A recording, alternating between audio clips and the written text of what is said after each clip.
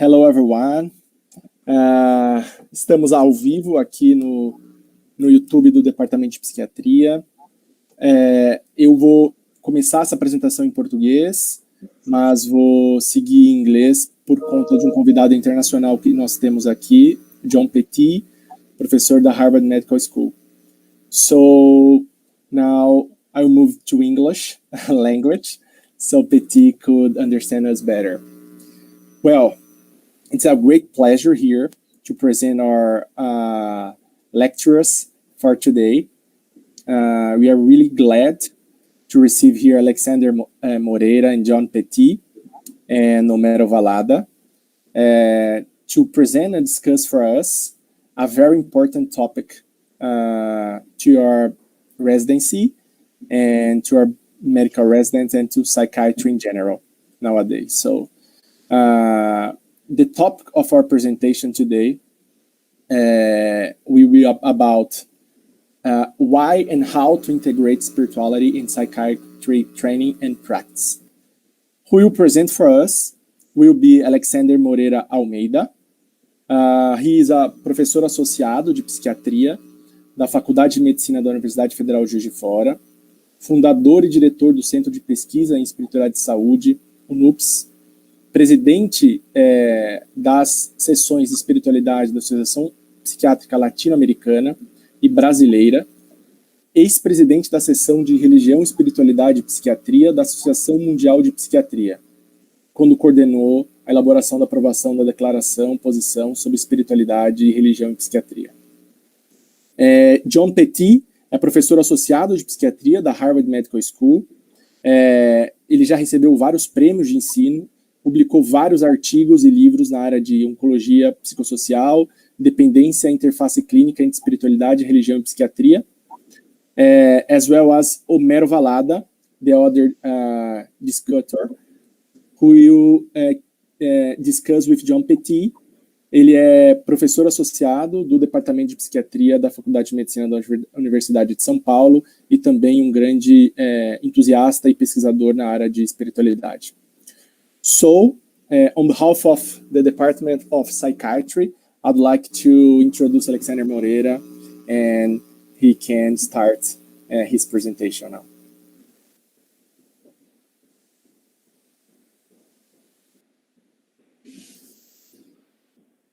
Your audio, Alexander.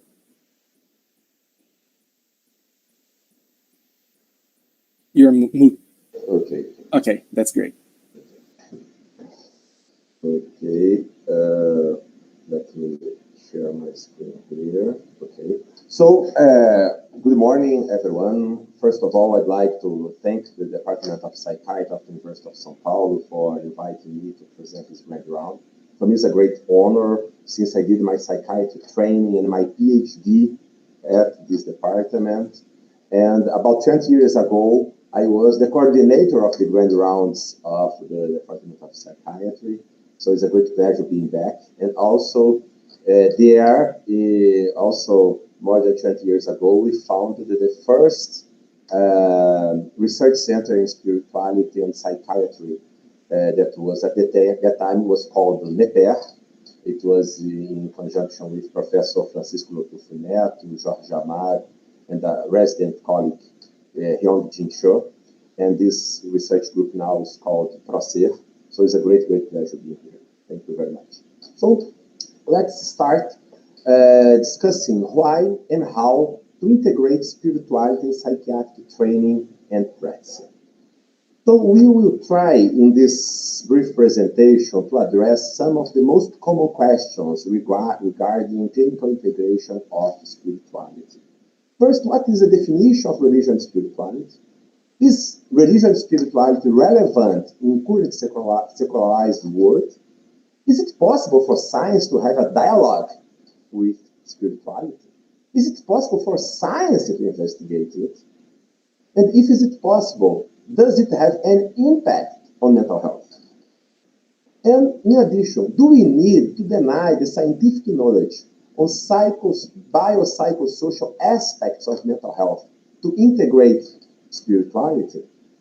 And what about, is it proper, it's appropriate to approach religion and spirituality in clinical care and public health, would we be trespassing ethical boundaries? And in the end, how could we train mental health professionals to address in an evidence-based way and in an ethical perspective, how can we train them to address religion and spirituality? So we will try to cover briefly, of course, this topic in this presentation. For those who would like to go further, these are the three major references that I'm based on to prepare my presentation. The first is the WPA Position Statement, the World Psychiatric Association Position Statement on Spirituality and Psychiatry, that was published a few years ago. We led the approval and the publication of this position statement by the World Psychiatric Association, stating the need to take in consideration spirituality in psychiatric training, research, and clinical practice. Also, we will base on a book that we are editing that will be released soon by Oxford University Press. It has the contribution of more than 30 authors from 11 countries, the top leaders in the world in terms of mental health and psychiatry and mental health and spirituality have contributed to this book.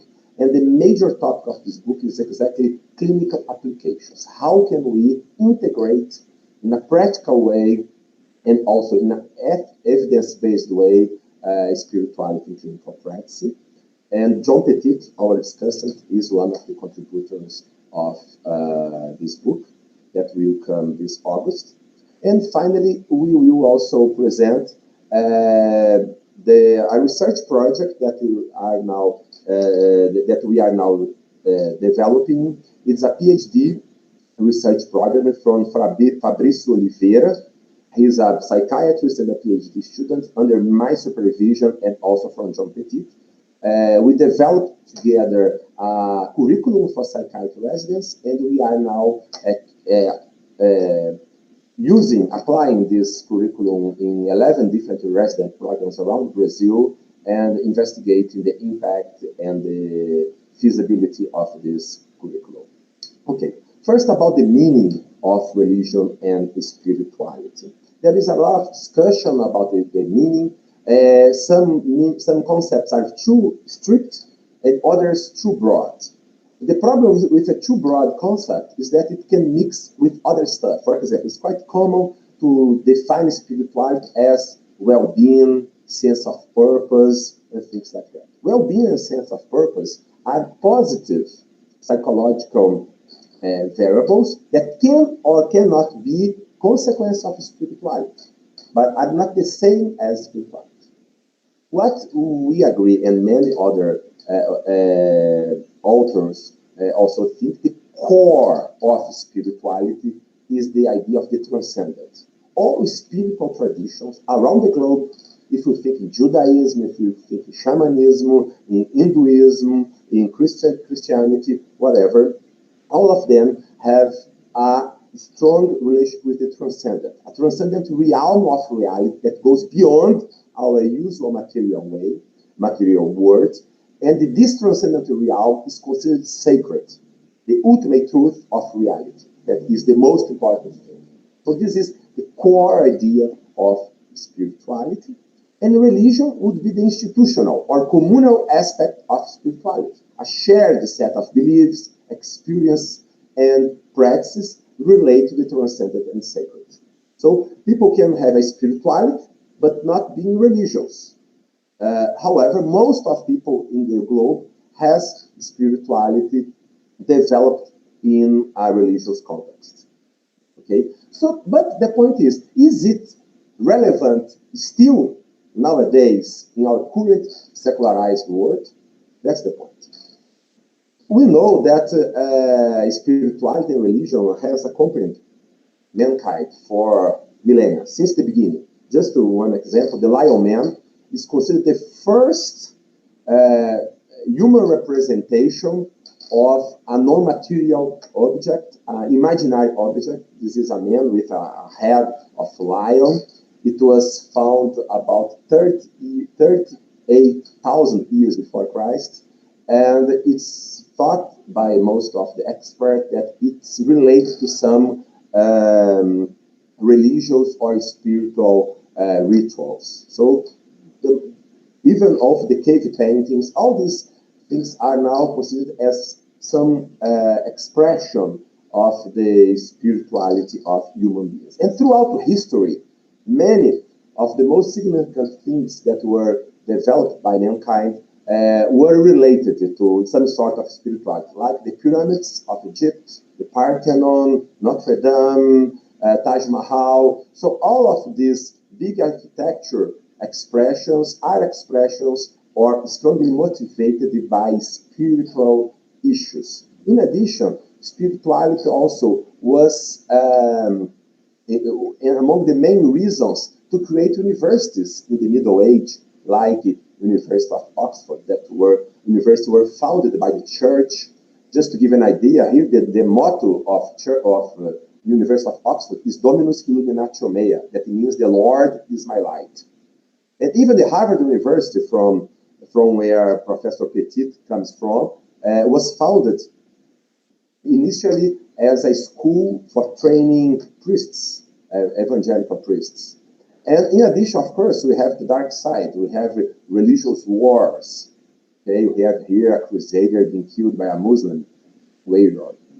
Also, in art, for example, the Beethoven 95th Symphony, and specifically the Ode to Joy, were strongly influenced by spiritual beliefs. And even the Universal Declaration of Human Rights, the idea of universal human rights has a strong spiritual religious root. So all this have been shaped humanity, but is it relevant nowadays? So this is the most survey that we are aware of, global from Pew Research Center.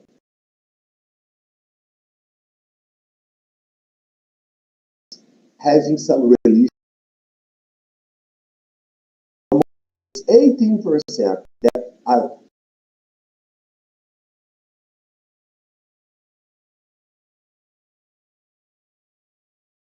God or something like that. So by large, we will still have an increasing of religious affiliations, and only two groups will and are already decreasing and will continue to decrease probably: the unaffiliated and the Buddhists. So the unaffiliated will probably decrease, are still decreasing in the world as a whole, and will probably continue to decrease in the next decade. So it will keep being relevant to us nowadays. And specifically in Brazil, just to give an idea, this is a national survey of a representative sample of Brazilian population. We can see here, for example, that 37% of Brazilian adults attend a religious service at least once a week. And even among adolescents, 1/3 of adolescents attend a religious service once a week. It's the most attended social meeting in Brazilian population, even among adolescents. Okay, so 84% of Brazilians report the religion is very important in their lives. So it's still very important. But what about religion science? Is it possible for science to have a dialogue with religion and spirituality? Many of us grew up hearing or listening to some reports of a kind of perennial necessary conflict between science and religion. However, nowadays, the best of the historiography of science and religion attests that this idea of a perennial conflict between science and religion is a myth. Nowadays, the most prevalent idea is the complexity thesis. So the relationship between science and religion has been much more complex and interesting, positive and negative, than has been thought in the past. So these new views have undermined the simplistic traditional views on this topic. Some examples, some of the best universities from Harvard, from Oxford, from Cambridge, very recent books discussing new findings based on primary source about science and religion. And specifically, I would call your attention to this book, Galileo Goes to Jail and Other Myths About Science and Religion. It was published by Harvard University Press and edited by Rotten Numbers. That's considered one of the best historians of science in the world and one of the best historians of science and religion. And in this book, he collates 25 different myths, and it's very interesting to have to take a look at his conclusions. The greatest myth in the history of science and religion holds that they have been a state of constant conflict. And now a very interesting and shocking news when I read for the first time. No scientist, to our knowledge, ever lost his life because of his scientific views due to religious persecution.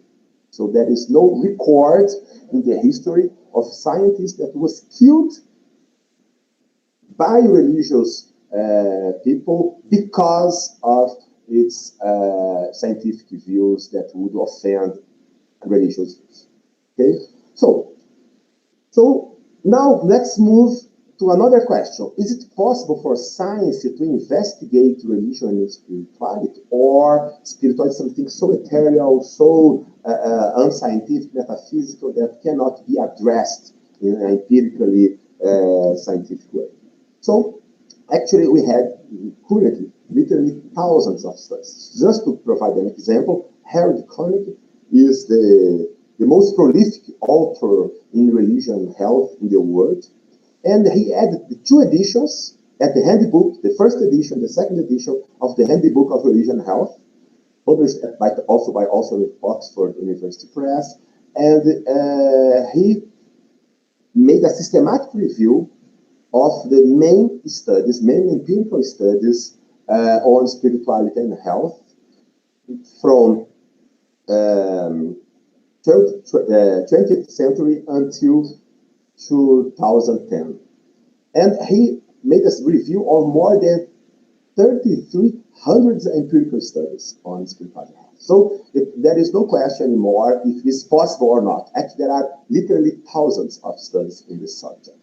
And another good news also is that Brazil is a major player in this field. So we perform a Scopus search on papers, indexed at Scopus, covering spirituality and health by countries. And Brazil is the 5th country with more papers published in this topic. It's the first non-English country, non-English language country to publish. And it seems that it's growing more and more. So it's very important. We are very happy that in general, scientific output as a whole, Brazil is the 13th place. But regarding spirituality and health, we are the 5th in the world. So it's very important that and it's important to have this presentation here at the University of São Paulo, the most productive scientific university in Brazil, so we could move forward in this task. And another good news also is that among the Brazilian scientific articles on science, spirituality, religion, and health, psychiatry is the major area that publishes in this field. And a very good news, the Archives of Clinical Psychiatry, that is published by the Department of Psychiatry of the University of São Paulo, is the Brazilian journal with more papers on spirituality and health. So USP has taken also a lead in helping in this work also. Okay, now what about the main findings? All these studies, what have they found?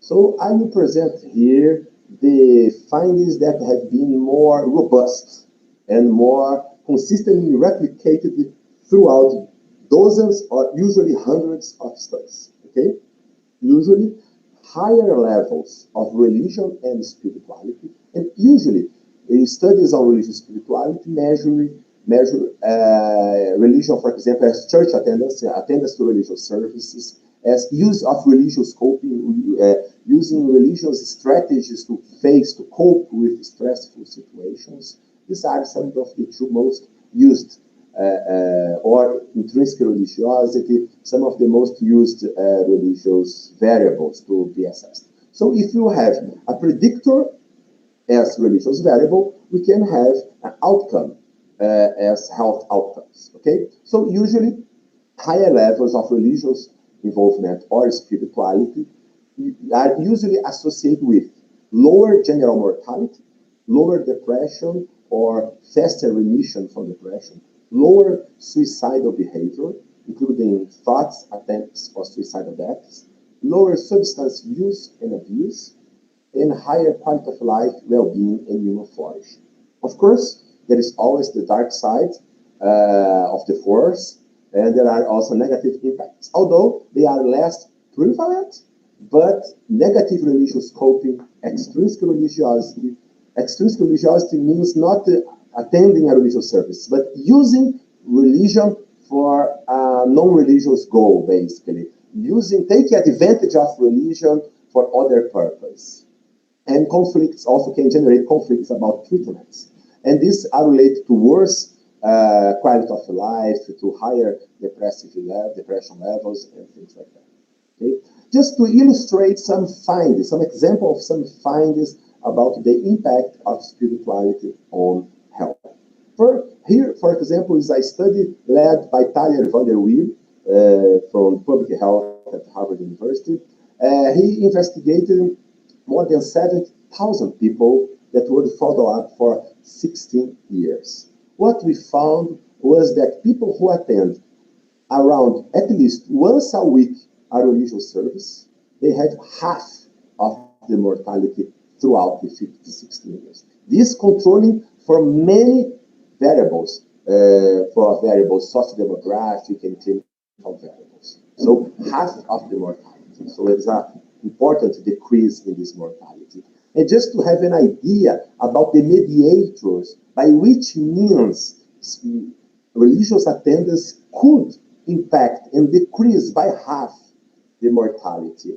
The most 23% of this decrease was explained by higher levels of social integration. So, because religiosity usually stimulates social integration with family, with friends, not thinking only in ourselves, but in other people. So the higher levels of social integration explain 23%.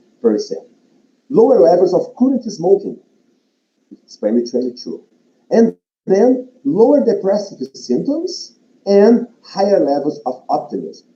So we can see here some of the means, some of the mechanisms by which religion and spirituality could impact mental health. It could impact throughout social integration, social interaction, social support. It could impact throughout health habits like smoking, drug use, things like that, and also regarding world views, meaning of life, for example, optimism or optimistic perspective of life and lower depressive symptoms. Okay? So now regarding specifically psychiatric disorders. This is a study that we performed in Juiz de Fora with 160 bipolar outpatients. We found that people who had positive religious coping have had 1/4 of depression than people with low levels of religious coping. And also we found that about 30% of patients report some kind of religious disagreement about the treatment. So this is a negative side. This was a cross-sectional study, but then we did a 2-year follow-up of the same sample. Okay? And what was very interesting is that throughout the 2 years follow-up, most of these patients became euthymic. So the depression levels were very low, but as we know nowadays, full recovery in a bipolar patient and many other patients is not just symptom remission. Full recovery means also quality of life, productivity, and things like that. And we found here huge differences in quality of life, despite patients have been usually euthymic. For example, and what was most interesting, people who had positive religious coping in the beginning of the cohort study, 2 years later, they had on average 10 points higher in quality of life Okay, environmental, social, mental, and physical quality of life on the RUPOL scale. So about 10 points higher of quality of life. However, if they had a negative religious coping, they had on average 20 points lower in quality of life 2 years later. So as you can see, even if they are 18, they can be huge. There can be a huge difference in quality of life. And one strong predictor of that is the patient used positive or negative religious coping. Another example, this is a study that we performed in partnership with the group from the Department of Psychiatry of the University of São Paulo, led by Arthur Guerra. We had a large national survey of university students, college students, 12,000 students around the country. And on average, students that had no religious involvement had twice the chance of having used least or illicit drug in the last month. So the lower levels of substance use and abuse is one of the most strong and the most consistent findings in this area. Another example, the impact in patients having chronic physical illnesses, like chronic kidney disease, patients in hemodialysis, also 160 patients in hemodialysis. We investigated the predictors of happiness in these patients facing these very challenging situations that is hemodialysis. The first thing what's very impressive to us is that no socio-demographic or clinical variable impact health. Age, gender, education, comorbidity, number of comorbidities, diabetes, arthritis, so on, years in dialysis, even the level of hemoglobin, none of these predictors had association with happiness. However, religious involvement, especially intrinsic religiosity and private religiosity means praying, reading religious scriptures, and intrinsic religiosity having religion as the master motive of their lives. These two were predictors of happiness. In addition, also sense of coherence. That is the sense that they can make sense and they can cope with the challenge that they face. So this is another example of the impact. And finally, another very important study. This is probably the best to date study on the impact of religion spirituality on suicidal rates.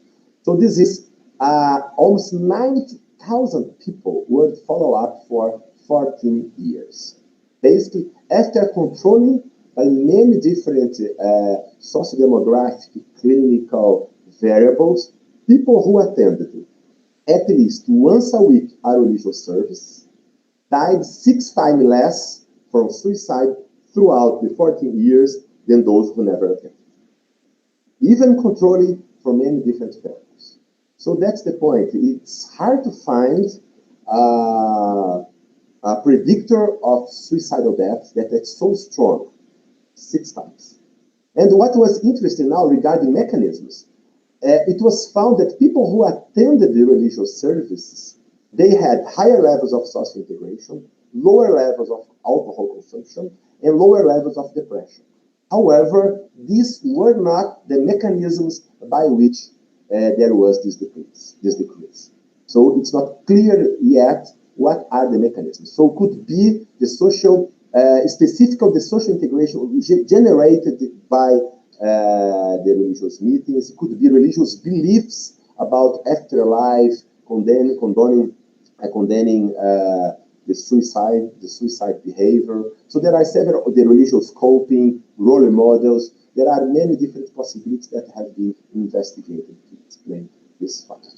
And also, not only in these observational studies, but also in intervention. Here we have a study developed there at the University of São Paulo that was mentored by Homero Valada, is from Juliane Gonçalves. It's a study, it's a systematic review about spiritually integrated interventions. So we have nowadays, for example, many studies, many clinical trials, controlled clinical trials about CBT, spiritually integrated.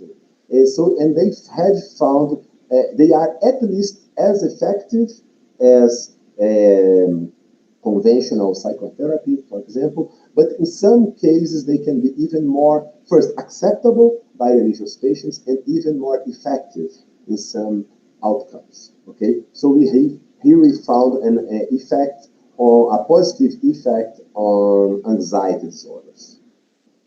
Okay, so this is the evidence, the very brief overview of the evidence, just to give you a taste of this evidence.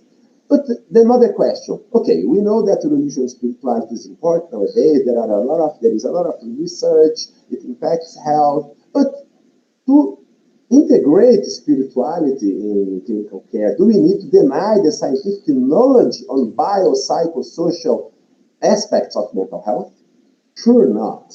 Of course, we are talking here more about spirituality because it's the topic of our talk. But what we are advocating is a biopsychosocial spiritual approach.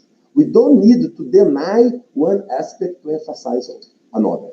So we know that our history in psychiatry, for example, has been plagued by extremists from the biological approach, from the psychological approach, from the social approach. And the victims of these extremist positions are usually the patients. So when we are advocating to take into consideration the spiritual aspects, is not, of course, denying the other aspects, is to take a more comprehensive view of patients. And as we saw previously in that aspect, even a spiritual aspect, like church attendance, can impact biological aspects, for example, by lower levels of smoking. Can impact psychological aspects, like we saw higher levels of optimism, and can impact social aspects, as we saw in higher levels of social integration, social support. So all these are intertangled.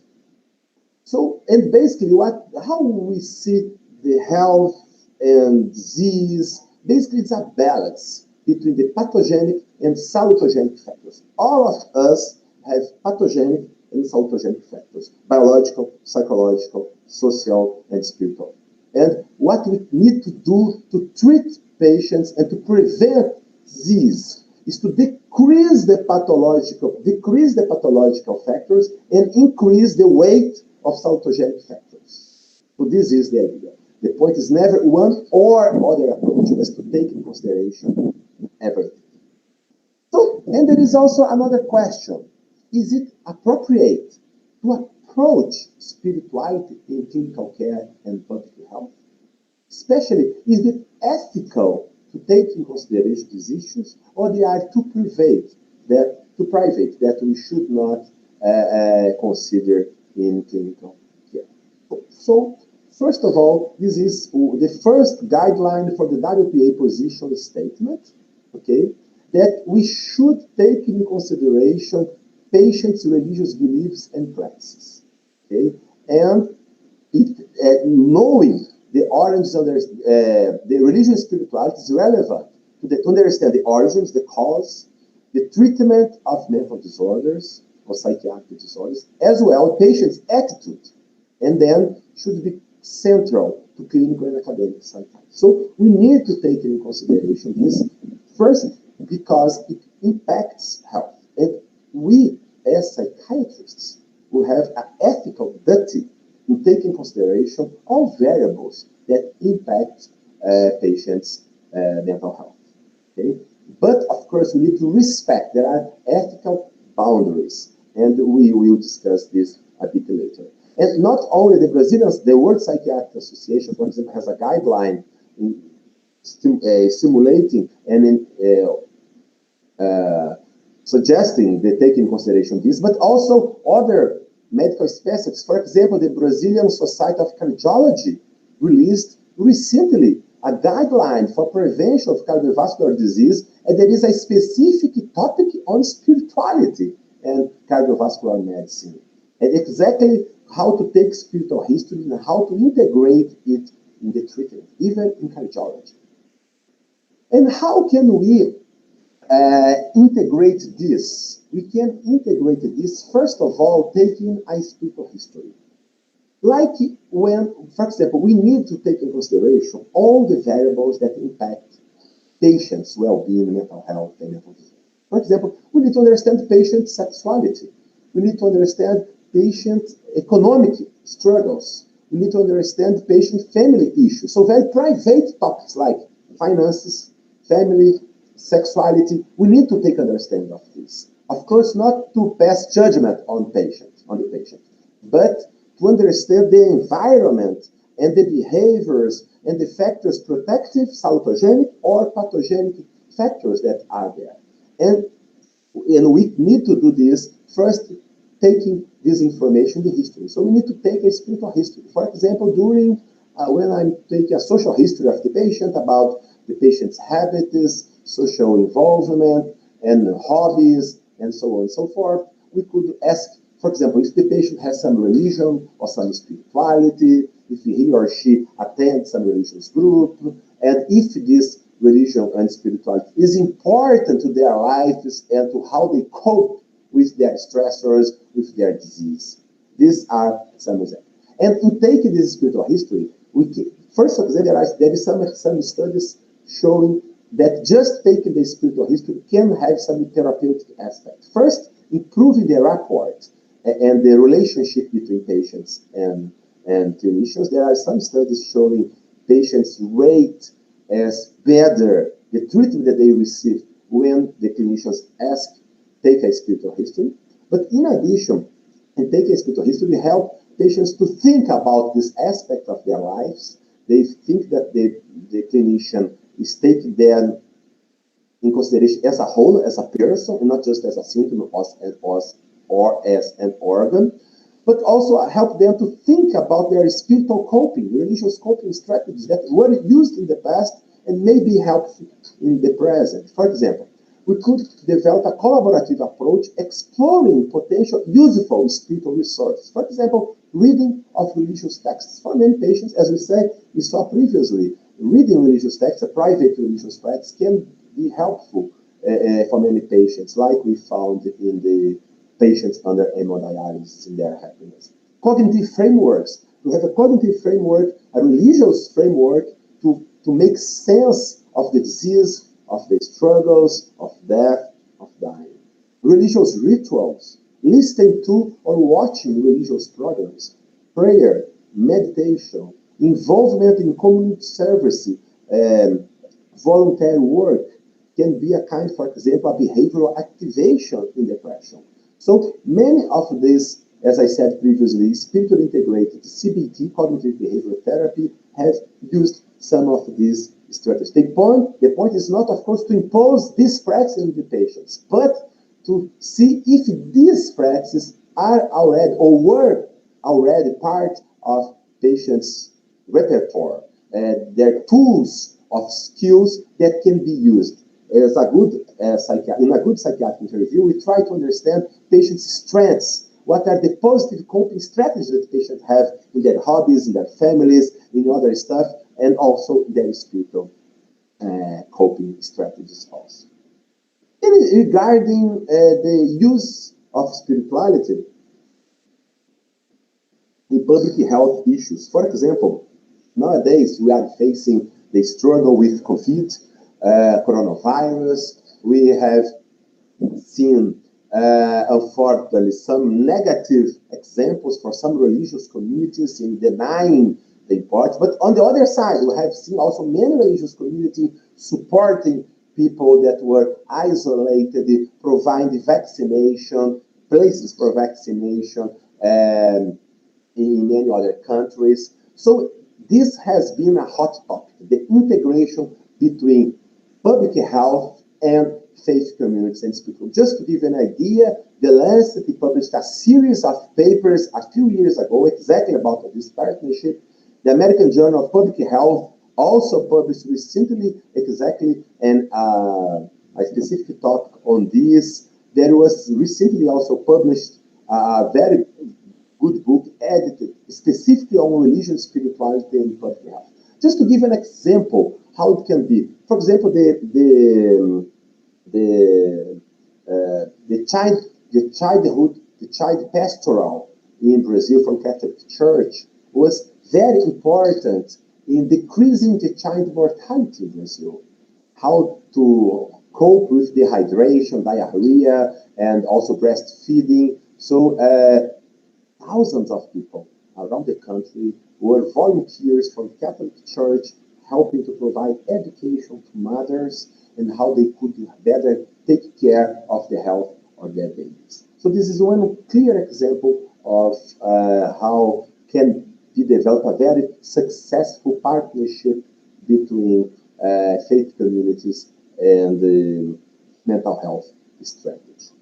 And what about trespassing ethical boundaries? This is also another study, also developed at the University of São Paulo, led by Omer Valada, asked almost 500 psychiatrists around Brazil.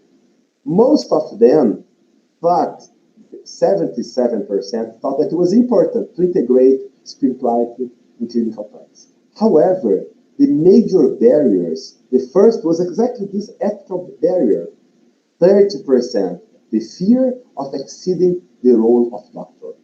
And then the lack of training and the lack of time.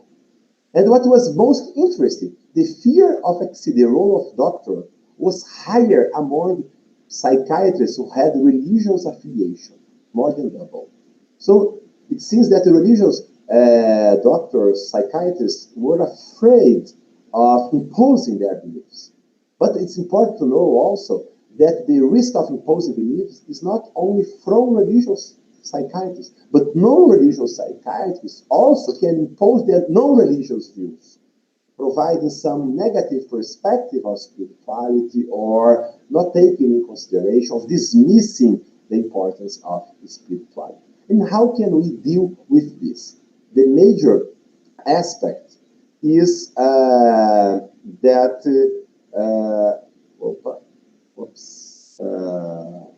the major aspect is that to be ethical, this approach must be patient-centered. So we published some years ago a paper with some major guidelines to how to integrate spirituality in clinical practice, and must be patient-centered, not prescribing, not imposing. We just need to be open with a genuine interest in understanding the patient and how this patient cope with their struggles. So it must be patient-centered. So I need to ask the patient about his or her spirituality, religious involvement, if they have or not, and not impose and not prescribing anything.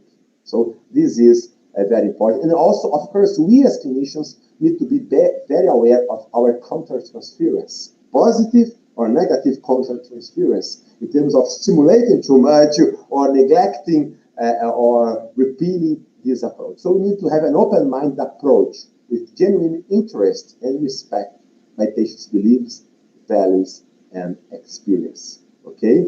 And so, because the point is, this is the conclusion of our book that's coming. In summary, in respect to the evidence available, and also to respect to the religious beliefs, behavior, and values of most of the world's population. So most of the world's population has religious values, behaviors, and beliefs. And we know this is important to mental health. It impacts, usually in a positive way, but also may impact in a negative way. It's not only appropriate, but a scientific and ethical responsibility to integrate it in clinical care and in public health. And then, but as we know, most of us have not received any training in how to do it.